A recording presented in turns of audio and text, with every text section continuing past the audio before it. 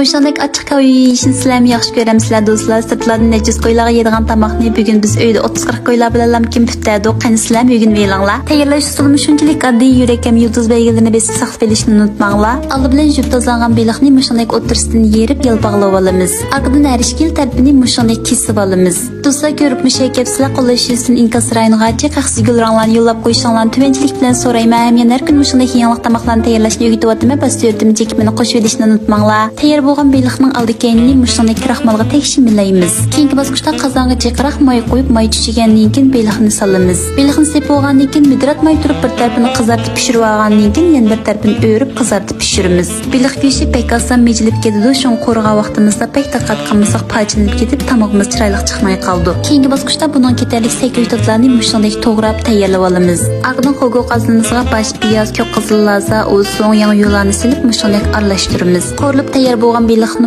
muşning ustiga elib bir qo'r sir sepimiz. Endi buning qo'yishga sho'rib tayyorlaymiz. Qozonga ozroq moy qo'yib moy tushigandan keyin so'ng piyoz, zanjabil, samsoqlarni silib bir qo'r qo'rgandan keyin xo'gut eti qo'stin birini silib bir aralashtirgandan keyin suv qo'yamiz. Suv qaynagandan keyin bir qoshiq tuz bilan yarim qoshiq oqmush qo'yamiz. Arqadan ustiga sayko'ytotlarni suzib evetib beliqning ustiga qo'yamiz. Endi bosqichda qozonga ozroq moy qo'yib moy tushigandan keyin samsoq bilan shavmijavni silib bir qo'r qo'rilgandan keyin qiziq mayni beliqning ustiga qo'yamiz. Beliqning ustiga moy qo'yishdan burun ozroq ko'k piyoz sepsak texim mizli ham ko'rkam ko'rindi.